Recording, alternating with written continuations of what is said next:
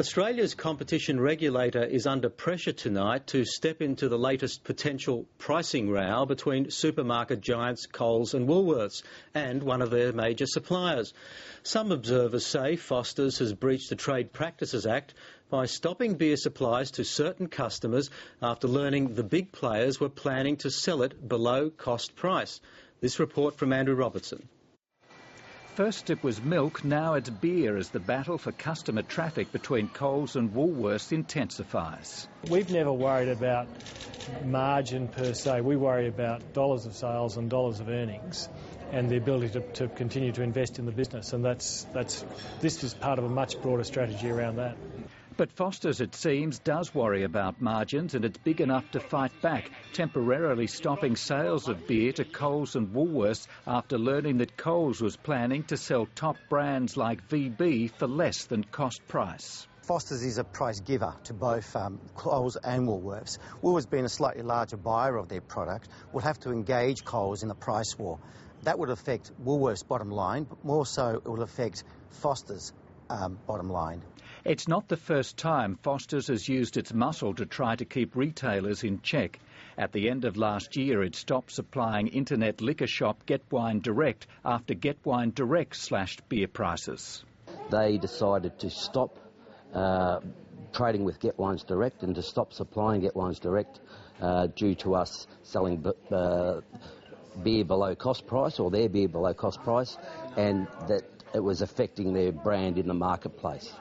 While Foster's would argue that stopping supply to recalcitrant customers is an attempt to protect its business, the University of New South Wales' Michael Peters believes it's a strategy which will run foul of the Australian Competition and Consumer Commission. This could be an attempt of third-line forcing, and that is that the brewer is attempting to set a price for Coles.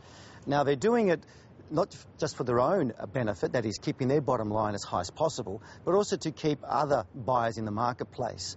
But whatever the reason is, the intention is to more or less set prices, and that, of course, is an offence under the Act.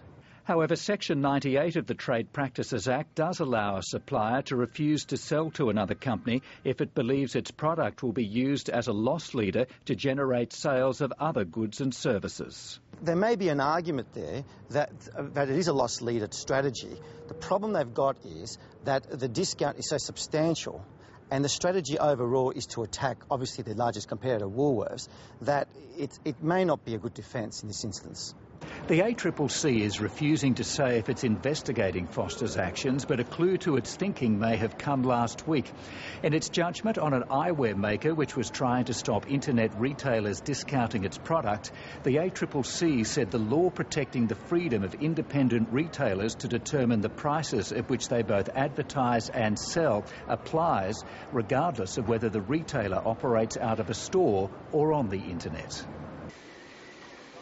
While the ACCC ponders the Foster's situation, dairy farmers are still extremely concerned about where they'll end up as a result of the milk price war. They're secure for the moment because they have contracts with milk processors, but those contracts will soon be up for renewal. And if they're dealing with the processors and the processors and they're working hard to get the reductions through the processing sector, then the processing sector will pass that on to our sector. I mean, we know it happens. History shows it happens. Unlike Foster's, Jock Laurie says dairy farmers don't have the option of withholding supply to make their point because milk is a perishable product and will be lost if it's not quickly consumed.